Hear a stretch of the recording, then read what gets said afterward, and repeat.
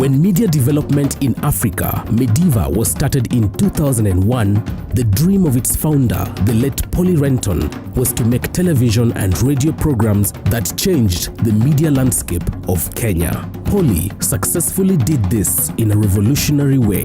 She took 13 young Kenyans, most of whom had little or no media background, trained them in making innovative, groundbreaking programming that pushed boundaries, questioned the status quo, ventured into new arenas, and Medeva was born.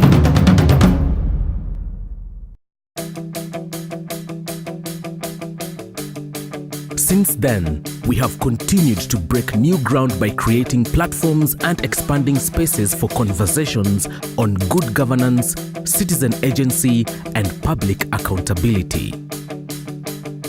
Looking back over the years, Medeva has been there to document East Africa's significant occurrences, our focus always being to give a voice to the voiceless, provide much-needed public information, demand answers from public officials, and keep pushing for a better continent.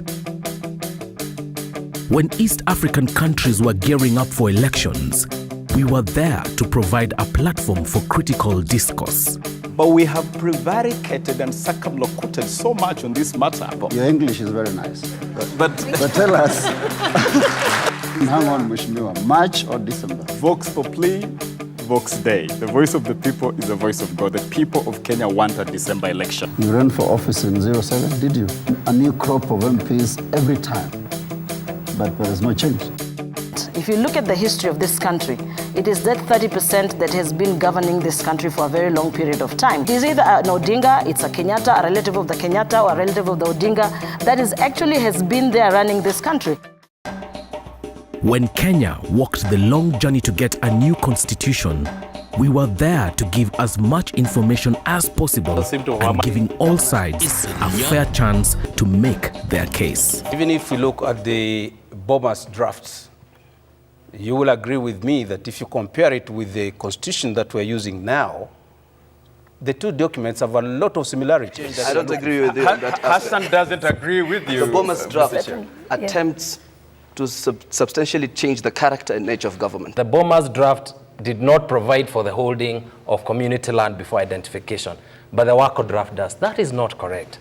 Article 19 of the Bomas draft, it says very, very clearly, until communities are identified and their title is registered, community land shall be held by the National Land Foundation. I think we can deal with it. When East Africans needed to discuss governance issues and expansion of democratic spaces, when our leaders needed to be put on their toes and reminded of their promises, we did not falter or waver. We stood up to be counted. You said you've been in parliament for 10 years.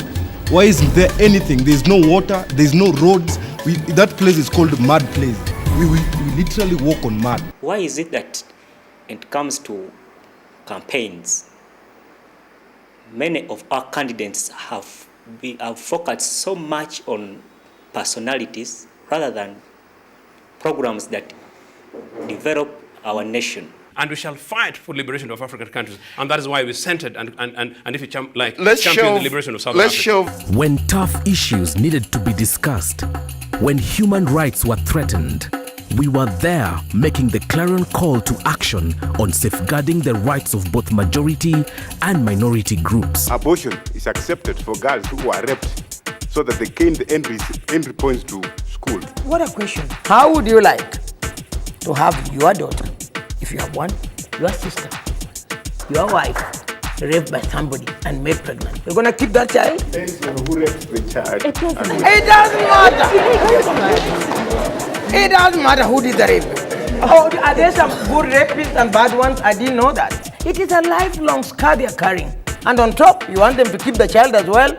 You must be dreaming. What about the hundreds and thousands of people who have suffered? What is enough so that we can compensate them? If you are not involved, who was and how many were there? I didn't kill nobody. I didn't buy no guns. I didn't plan no violence. I didn't do nothing. When Kenya faced perhaps its worst crisis in 2008, following the 2007 disputed presidential elections, during which human rights were violated, a call of peace from all quarters was critical, and Medeva was there. Now, Honorable Kwegi, you have written on ethnicity in this country. Yes. Please give us an account. What do you think is what is the current picture and what needs to happen? In fact, personally, I think that negative ethnicity has been on the rise. Today, Kenyans have ethnicized even the implementation of the Constitution. Let me tell you what is important about that ethnic audit, and that's what we should be thinking. It is the statement that we made that actually, as a result of this audit, we know there is a crisis of exclusion in Kenya. The year 2010 is significant for Kenya. This was when the country's new constitution was promulgated, and with it, sweeping reforms came along. We were not left behind. We were there enabling access to justice through citizen participation in legal debate. What are we saying We here? also provided a platform for the new judiciary to share its agenda and interact with the public on their expectations. And I imagine all of you wished for the complete implementation of the Constitution. And what is your contribution? You have chosen to prioritize leadership, for sure, which is important. I'll make a confession. Files don't get lost. It's our own officers who steal the files and hide them. The poor need justice. Others need the law. Because, the poor people just want justice, and they don't get it in the laws. So I'll be the first to say that there are certain laws that favor the rich, certain laws that exploit the poor. When women needed a partner to explore the challenges of women in leadership and their social and economic challenges, we were there to give them a platform. Betty, we are talking about participation of women in politics. I know it's been over 40 years since we had the first woman being elected to parliament. That I think is Grace Onyango in Kisumu. Why has it been so difficult? Well, partly I think it's a cultural thing. And then it's the way we frame issues in this country. I'm from Kamkunji and I want to be in the parliament. What am I supposed to do? This proposed draft defines affirmative action as any measure. I want to say it's supposed to be public policy. Therefore, we should know those seats. We should know who goes in, so that it is not my friend and my aunt and the one I love that takes the seat. Even men voted for that constitution that allows for 2/3 anyway. Apparently, so how do we get a law? Without reading, which means it's possible that the 66% that voted for it was a drive of women, because they all seem surprised that we did put in the constitution that a third of our legislative bodies will have to have women. And all of a sudden, our men seem to suddenly wake up to the realization. I could almost take credit that women moved that constitution. Mama oye! Asanteni sana watu wa Milimani kwa kunichagua kama mbunge wenu na kwa kutokea kwa wingi leo hii. Wakati wa campaigns niliwaahidi uongozi mpya. Uongozi utakaojumuisha kila mkaazi wa Milimani. In our second decade of programming for social change, we want to continue to be champions of democracy through quality programming and empowering local journalists. Our trainees have gone on to become independent producers, while others have joined mainstream media where they're involved in public interest content development. The awards that our trainees have won speak for the quality of their work and our training.